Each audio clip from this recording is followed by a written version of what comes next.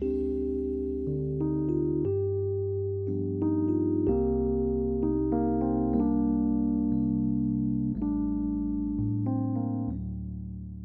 una reunión en un centro de salud de un barrio del conurbano. Afuera 2 perros se pelean, seguidos por una jauría enloquecida. Uno agarra al otro por el cogote y no lo suelta. Los vecinos pelean contra los perros, entre ellos. Buscan separarlos. Descargan sobre ellos una violencia ciega, animal. 5, 6, 7 o más les pegan con palos en el lomo, les tiran cascotes en la cabeza. Les grito que paren. Por favor, paren. Tienen que parar. Hay un modo de separar a 2 perros que pelean. No me escuchan. Pelean. Todos somos los perros. Todos estamos peleando. Baldazo de agua que no sirve. Creo que eso también lo hacen con los perros cuando están abotonados. Uno de los perros se desmaya. El hocico un leño seco en las fauces del otro. Los golpean. Tiran de una pata. Los lastiman más. No sé qué hacer para que paren. También quisiera golpearlos con palos para que los suelten. Me dicen que no me meta. Son los perros del barrio. Van a matarlos para salvar algo de esa lucha si tiene que ser así. Alguno escucha. Los agarran de las patas traseras y tiran al mismo tiempo. Los separan. Están muy heridos. No se mueven más. Siento un agujero en el estómago, en el mapa. Acá no vuelvo más. Entro en un consultorio y no puedo parar de llorar. No sé cómo parar ni cómo irme de ahí. No sé cómo no volver. Como ustedes saben, acá en Restos Diurnos hacemos estos viajes literarios virtuales y en esta ocasión nos fuimos hasta el conurbano bonaerense, hasta el oeste, donde está la JITE, ahí a Ramos Mejía, y estamos por conversar con Melissa Mauriño, quien nos compartió un fragmento de su más reciente novela, y le damos la bienvenida. ¿Cómo estás?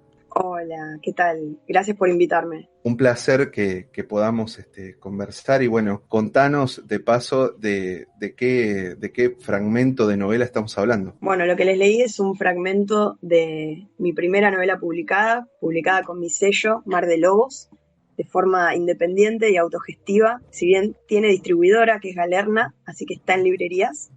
Se titula Ninfula. Este fragmento es del capítulo 6 y es la primera, o sea, el libro 1 de una trilogía que se llama La Trilogía de lo Perdido. Bueno, contame entonces esta experiencia de no solamente largarte con una novela, sino con el sello propio. ¿Cómo empezaste? ¿Cómo se te dio por largarte de lleno así? Bueno, te cuento, yo empecé, si bien siempre fui muy lectora de narrativa, siempre escribí poesía también, desde muy chica, desde los 6 años más o menos, empecé a escribir poemas y si bien tuve un periodo, te diría una década, habrá sido de un bloqueo con la escritura, cuando volvió es como que arranqué y ya no pude parar. Y en realidad escribí un libro que estaba como muy boceto, ¿no? No tenía como el estilo del todo definido. Ese libro después igualmente lo corregí, pero es el libro que después da de alguna manera origen a Ninfula, que lo publiqué ahora,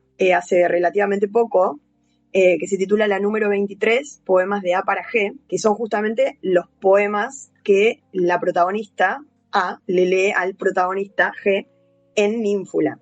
Entonces lo saqué como un bonus track de la novela, pero bueno, cronológicamente hablando, primero estuvieron estos poemas que yo digo que son la prehistoria, no solamente porque son anteriores, sino porque mi estilo cambió mucho después, ¿no? Trabajando en taller literario, trabajé con Claudia Massín con la novela. Entonces, mi escritura yo creo que cambió mucho y terminé de definir mi estilo trabajando con la novela. Lo que es muy loco, porque en realidad trabajaba con una poeta en narrativa, y ese trabajo que hice con la novela también me sirvió para lo que fueron mis libros de poemas que vinieron después. Si bien había trabajado sobre la narrativa, eso me perfiló mucho en cómo quería escribir en adelante. En ese sentido, bueno, hasta ahí venía escribiendo mucho.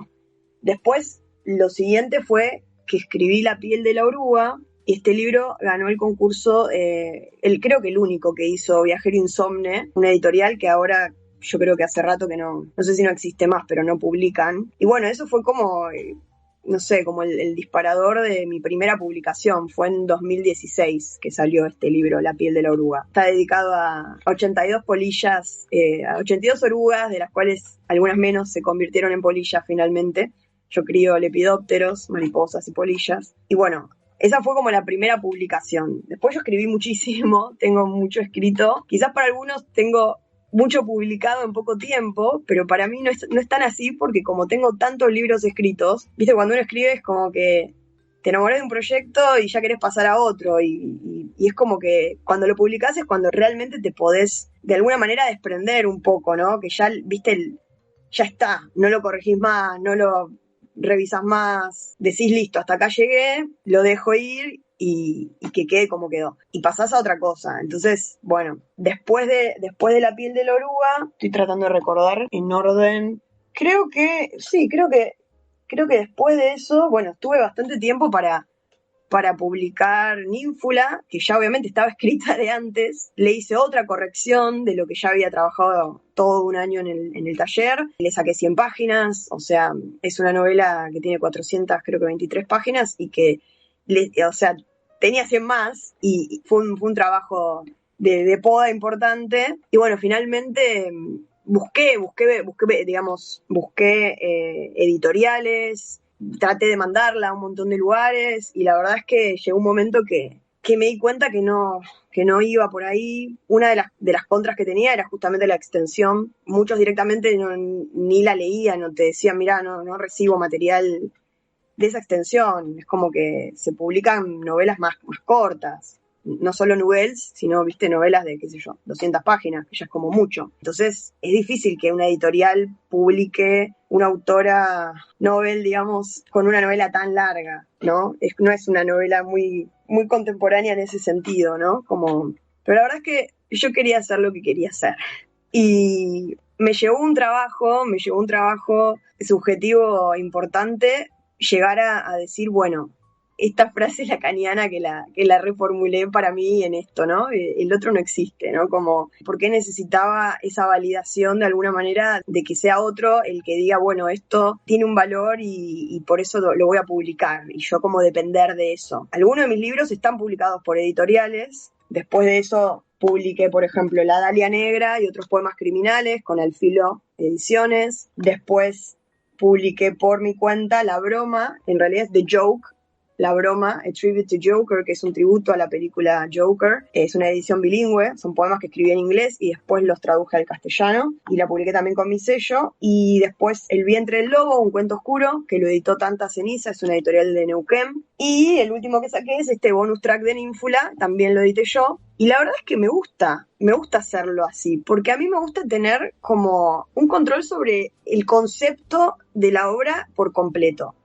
Entonces, me permito es como que cuando vos te publica otro, de alguna manera, que quedás un poco supeditado a ciertas condiciones que vienen dadas, no sé, del estilo de la editorial, del catálogo de la editorial, de ciertas cuestiones que no las decidís vos. Y cuando yo edito mis libros, estoy en todo.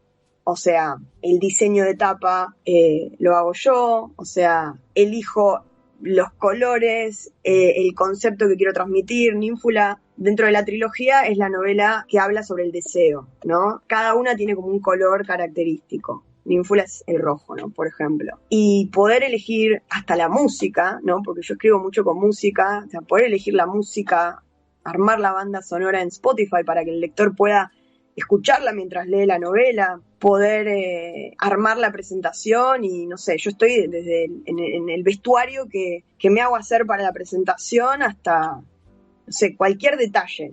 Me gusta tener el control sobre esas cosas, porque yo tengo un concepto en mi cabeza de lo que quiero transmitir en ese libro, y nunca es un rejunte de poemas, siempre hay una temática que une, por lo menos en lo que son los libros de poesía, y que lo quiero expresar de diferentes formas. sea sobre todo desde lo visual, desde la música, desde el color, desde un montón de cuestiones. Incluso algunos los ilustro yo también. O el último lo ilustró mi hermana, por ejemplo, que es alguien que aparte que me gusta mucho como dibuja, lo que hace, puede traducir muy bien lo que yo quiero, que no es fácil, digamos. Me ha pasado que no lograr eso con alguien de poder, yo pienso muy visualmente, tengo una forma muy cinematográfica de ver todo en escenas y en los poemas y en mi narrativa también lo expreso de esa forma, pero no tengo el talento de poder dibujar, por ejemplo. Me gusta pintar por hobby, o sea, pero no tengo la técnica como para poder plasmar eso que yo tengo en mi cabeza. Necesito que alguien lo haga por mí. Y no es fácil encontrar a alguien que pueda traducir eso que vos tenés como idea, ¿viste? Yo me obsesiono mucho con las cosas. Entonces, quiero que sea así y si no es así, como que no. Acá algo no me cierra. Teniendo en cuenta lo del dibujo, qué mejor que tu hermana que te conoce muy bien desde siempre, que va a plasmar, capaz que no sé si exacto, pero 98,3% de exactitud debe tener. Sí. Quiero ir primero a los libros más temáticos, que sería como el de la Dalia Negra y el de la broma. El de la broma, obviamente, o de Joke, ya sabemos que tiene que ver con la película. Aparte en las redes vos ibas publicando esto de hoy fui a ver por no me acuerdo cuál vez. 12 veces fui, 12 veces. Ahí, por ejemplo, con la broma, cuando la viste la primera vez, vos dijiste, ¿esto le tengo que hacer un libro o qué pasó ahí? Contame ese proceso. No, para nada. No, la primera, hay un artículo que escribí que está en internet, lo publicaron en una revista, y en la edición que voy a sacar ahora en ebook del libro, porque saqué ahora en Amazon, también saqué el ebook de Ninfula, lo saqué en Amazon para llegar a gente de otros países que es difícil que accedan, si no, y lo voy a poner ahí también, ese artículo donde cuento un poco, se titula El día que me enamoré de Joker, ¿no? Y la primera vez que vi la película salí angustiada del cine, salí angustiada con una sensación de haber visto algo muy bello y muy terrible, y era como, sentía mucha emoción de lo que había visto, pero estaba un poco muda. Cada vez que la iba a ver, veía otra cosa. Empecé a ver, a veces iba 2 veces por semana a verla. Y claro, para mucha gente, viste, afuera es como, pero otra vez vas a ir a ver de vuelta la misma película, pero estás re loca, ¿cómo vas a ir a ver Joker?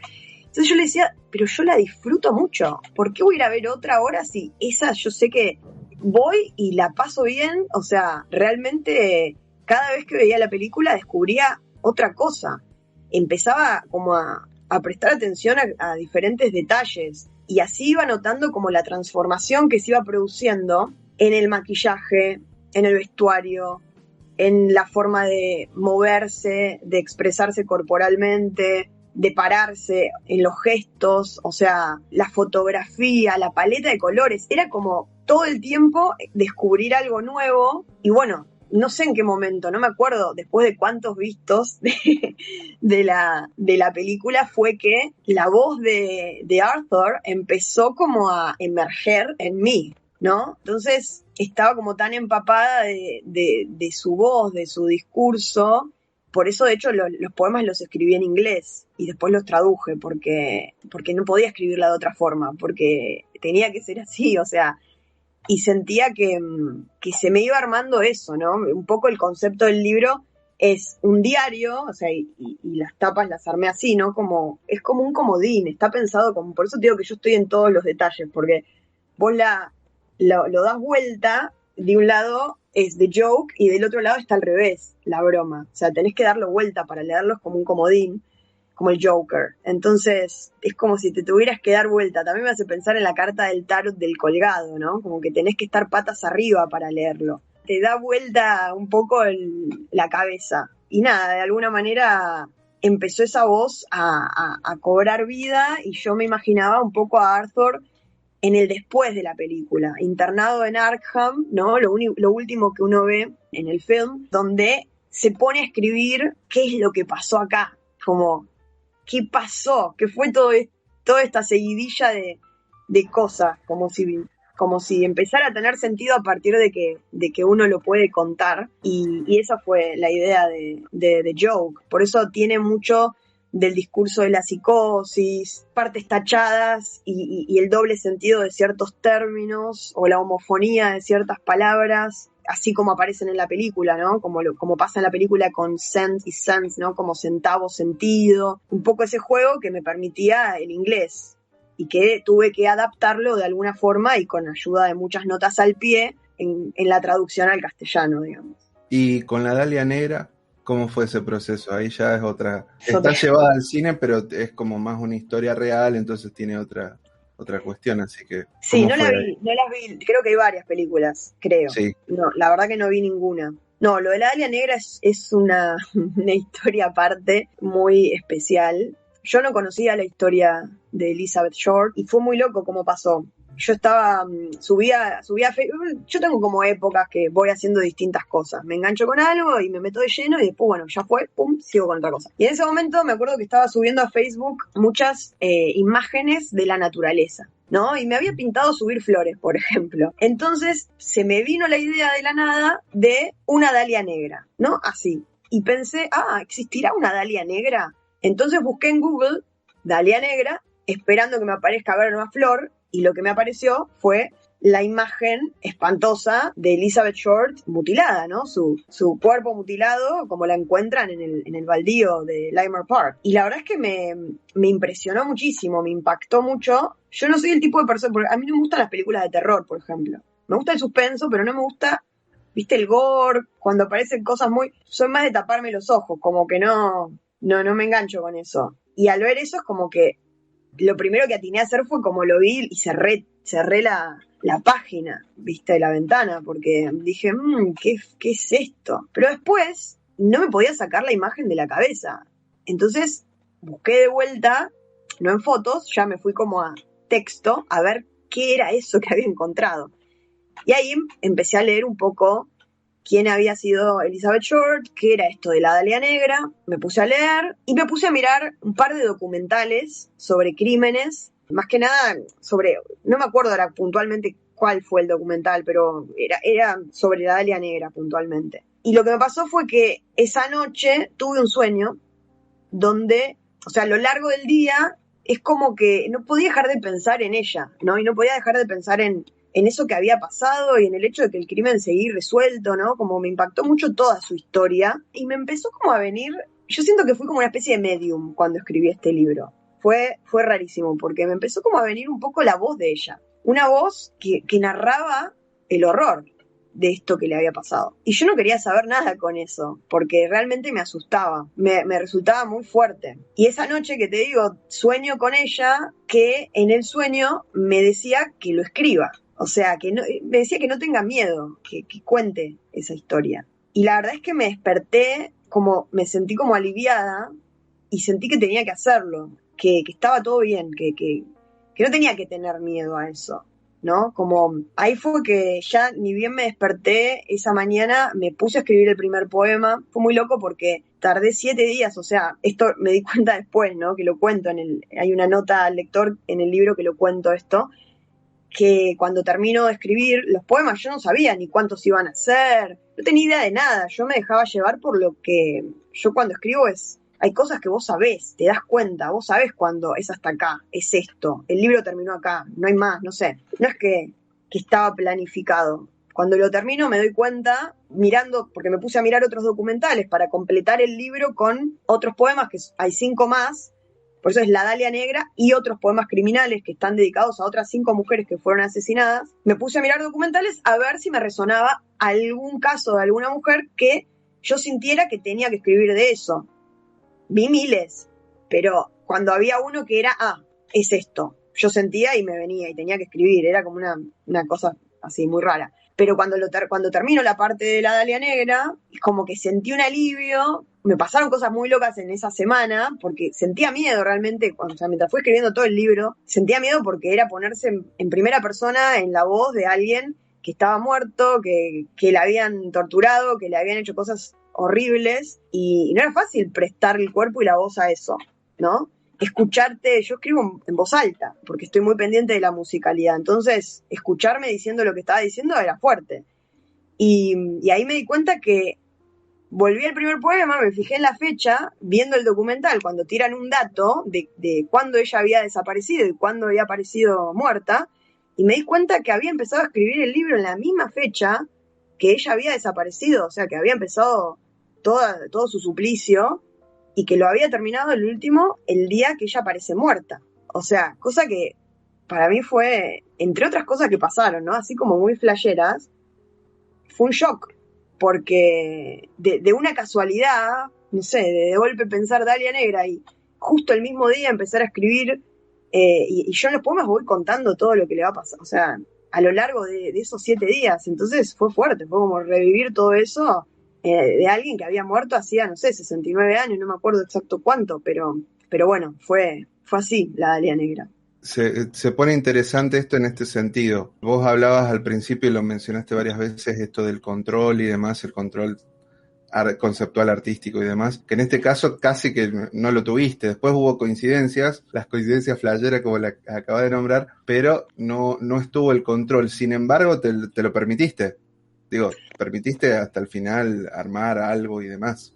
Mira, Lo una cual cosa está no bueno. invalida la otra. Una cosa es el momento de inspiración Uh-huh. y lo que a mí me atrapa, digamos, en ese momento. Yo nunca escribí con un propósito de decir, bueno, agarro la hoja en blanco y a ver de qué puedo escribir.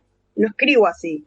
A mí algo viste, es como que un rayo te toca, viste, y me pasa eso, me dejo llevar por eso que me inspira, que me toma en ese momento y que me impulsa, es como un impulso, y lo hago. La otra parte, la que yo te digo que ya es más controlada, es la parte de la corrección, es la segunda parte que yo también, quizás es la que más disfruto incluso, porque es la parte donde uno empieza a hacer la artesanía de jugar con las palabras, de ver qué se puede modificar o qué juego se puede armar, que hay cosas que aparecen dadas ya de entrada muy fácilmente, muy rápidamente, y hay cosas que no, que requieren un trabajo más.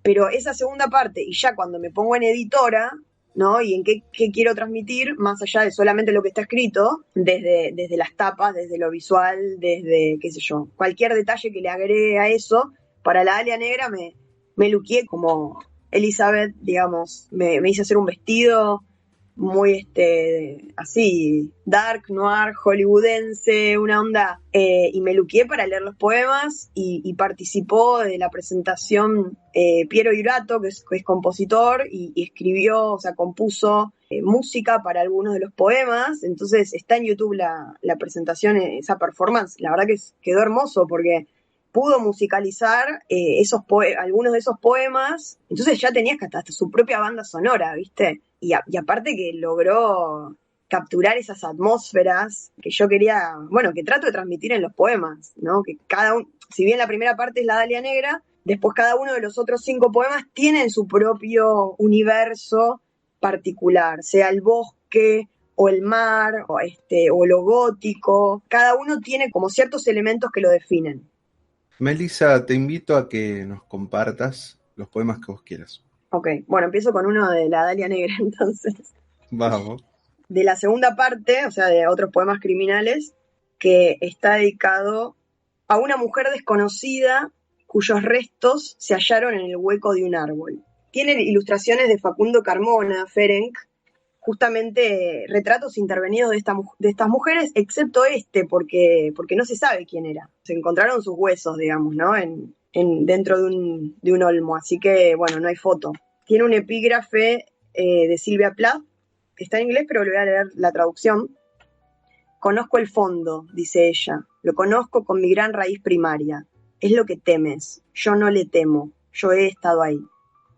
Se titula Vela en el olmo de las brujas. Vela, luz, vela, me llama el bosque con su voz de viento añejo, rompe y deja caer la madera pútrida que la tierra caliente toma e incorpora junto a todo lo que habita sus confines, sin tiempo, cuando arde febril la música de relámpagos aciagos. Soy la médula en la osamenta del gran olmo del monte, su negra noche carbónica, que brota enraizada en la sombra, escondida que late, en la espesura de Hagley Wood. Oigo las voces de los niños, cazadores marginales de un mundo en guerra.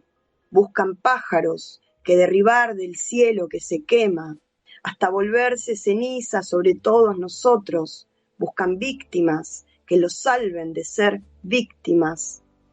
Las manos del niño se posan sobre mi rara calavera como el pájaro, en su nido saqueado por el hambre, animal del monte.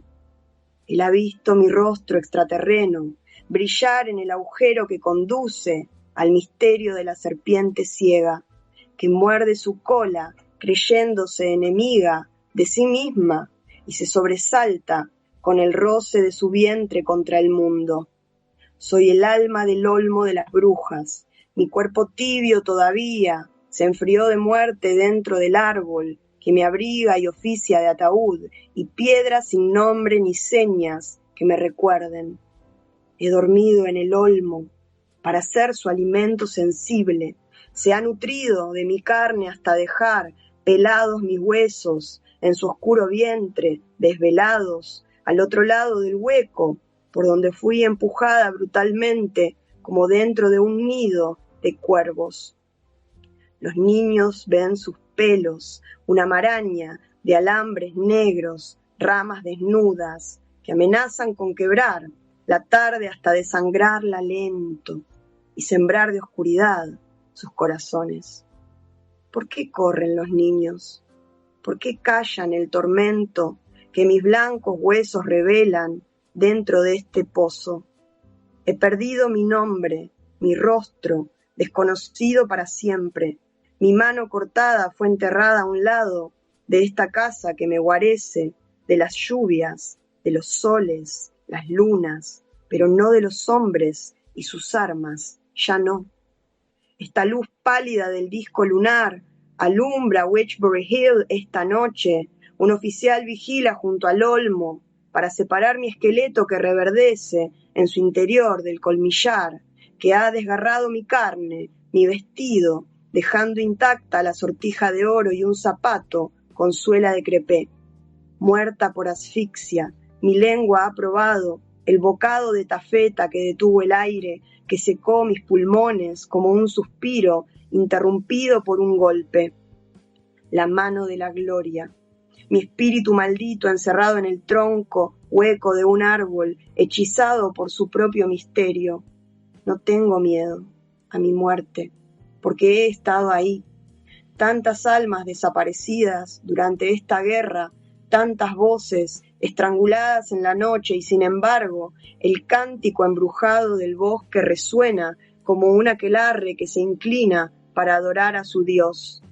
Ulmus glabra, dicen las brujas del bosque, susurran, como si fueran espadas que cortan la noche, un filo extravagante, atravesando el aire, preguntando, a pesar de todo, de todos esos muertos que nadie ha reconocido como propios, preguntando en la canción herida del viento, ¿quién puso a Bela en el olmo de las brujas de Hagleywood? Es un poema largo este.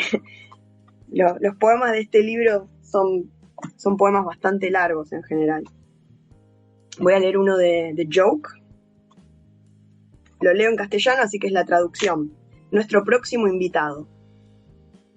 El corazón está roto, a la vista, trazado por grietas o constelaciones de humo. La escena va cambiando y desfallece, como brasas en mis ojos. Las luces del camarín resplandecen, como cintas de carmín que sujetan mis labios. Sonreís con el corazón roto, con los ojos llenos de lágrimas y respirás tan profundo del cigarrillo frente al espejo, titilando de dolor y complacencia, porque no tiene sentido, porque es hermoso. El hocico de la pistola contra tu garganta, la travesía de la bala, su mirada vacía hacia la nada después del ¡bang! Alguien tiene que quemar a ese tipo. Ahora podés volver a respirar. Estás solo, de cara al mundo, cargando con nada más que perder. El corazón está roto, la noche es un manicomio, las cortinas se abren como puertas al cielo, pero nadie responde. Venís esperando este momento desde siempre y no estás en casa para verlo. Te leo uno, el último, del vientre del lobo, un cuento oscuro. Solo partimos cuando está perdido, nunca antes. Aún sin saberlo, el cuerpo percibe, aunque no estemos preparados todavía, para confrontar o apropiarnos de algún tipo de fe. Salí a buscar una respuesta, a la muerte. Ella es la única pregunta válida, un boomerang. La abuela está muy enferma, la abuela ya está muerta, pero una vez iniciado el viaje, no hay modo de saberlo o detenerse. Camino con la herida, la otra, invisible, excepto en la pisada, la huella está torcida. Encontré a Lucy enterrada junto al manzano, su tumba debajo de las flores, el eslabón perdido entre el animal y la mujer. Soy el animal que aprende a caminar en dos patas, como si no estuviera siempre a punto de caer, trastabillando. Evito la mueca de dolor, la muesca en mi carne, porque todo lo que realmente duele acontece en el cuerpo. Este libro, El vientre del lobo, es mi versión de Caperucita Roja. Con nosotros desde el oeste, del conurbano bonaerense, de Ramos Mejía, Melissa Mauriño, quien nos acaba de compartir algunos de sus poemas. Y bueno, me gustaría saber, Melissa, ¿cuáles son los próximos libros? Porque algo hay ahí seguro, ya hay varios proyectos, ya me dijiste que en poco tiempo vas publicando cosas y al mismo tiempo ya cerrás uno, lo publicás y ya estás pensando en el otro, así que me gustaría saber qué es lo que se viene, si se puede adelantar, por supuesto. Sí, en realidad no es tan simple, porque estos libros que están publicados no es que están escritos en ese orden en que fueron publicados. La número 23, que es el último que publiqué, fue el primero que escribí. Después escribí Ninfula, después La piel de la oruga, que es el primero que se publicó. The Joke debe ser el número 20 o 19 por ahí. La Dalia Negra fue el número 8 y El vientre del lobo fue el número 10, creo, o al revés. Entonces, hay un montón, o sea, hay como 23, creo ya, solo de poemas. Aparte están las otras 2 novelas de la trilogía y una cuarta novela que la tengo que terminar. Ahora hace poco terminé un poemario que es un tributo, es un homenaje a mi abuela, que toma algo de la mitología asturiana, así que tengo ganas de publicar ese, quizás este año, vamos a ver. Y en este momento en lo que estoy trabajando, estuve trabajando en el último tiempo en el ebook de Ninfula, que ya está disponible en Amazon, y estuve trabajando en el ebook de The Joke también, para poder ponerlo en Amazon también, así que próximamente creo que va a salir. Y ahora estoy trabajando en traducir La Dalia Negra, que me lo debo hace rato, porque es un libro que si bien lo escribí en castellano, es un castellano neutro, es raro, porque fue como una especie de traducción mental de muchas cosas que me venían en inglés originalmente también, así que va a ser un trabajo difícil de traducción de La Dalia Negra, y mi idea es también ver si saco una edición bilingüe, el ebook. Estoy craneando eso ahora, ¿no? Como tengo otro poemario que está en pausa, que lo tengo que terminar también. Pero bueno, como tengo unos cuantos que están escritos y terminados y demás, no sé cuándo va a salir cada uno. No es algo que no lo tengo planeado. A veces se va dando de esa forma o por alguna razón de golpe se da. Pero bueno, en el momento obviamente que estoy como enganchada con algo como un proyecto puntual. Y bueno, si se da de publicarlo en ese momento, lo publico y si no, bueno, tendré que esperar. Con The Joke me pasó que lo quise publicar en ese momento porque me pareció que tenía más sentido publicarlo cerca de la película, no esperar tanto tiempo y por eso fue que salió en ese momento. Pero bueno, nunca sé, no sé qué va a pasar.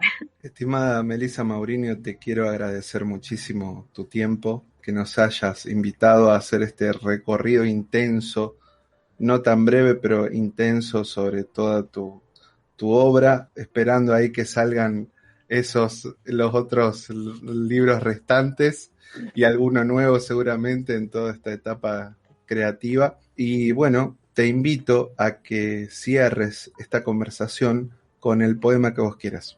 Bueno, gracias a vos, Juan, por darme el espacio de poder compartir lo que hago. Yo siempre digo que lo más difícil es poder llegar a la gente y a los lectores o potenciales lectores, porque bueno, hoy todo se maneja por redes sociales y bueno, si no sos influencer no tenés como mucha llegada, así que me cuesta un poco llegar a la audiencia, al lector, y estos espacios permiten de alguna manera que uno pueda dar a conocer lo que hace, ¿no? Así que voy a leer un poema de La piel de la oruga, el primer libro publicado, el último, el que cierra el libro, ya que se titula Finales. Cuando la muerte golpea el lomo de un ángel, caen los silencios abiertos como heridas entre tu ausencia y todo lo que subsiste por debajo. Clava sus raíces en las piedras, rompe la quietud de la siesta y olvida por qué ha caído en esa tierra donde ya solo crecen alambres. Me pregunto qué es de la suerte de la polilla cuando cae, como el ángel y rueda, cuando se repliega en un silencio de hospital al atardecer. He visto al viento leer en sus alas cierta súplica, como si hojeara un libro a la intemperie.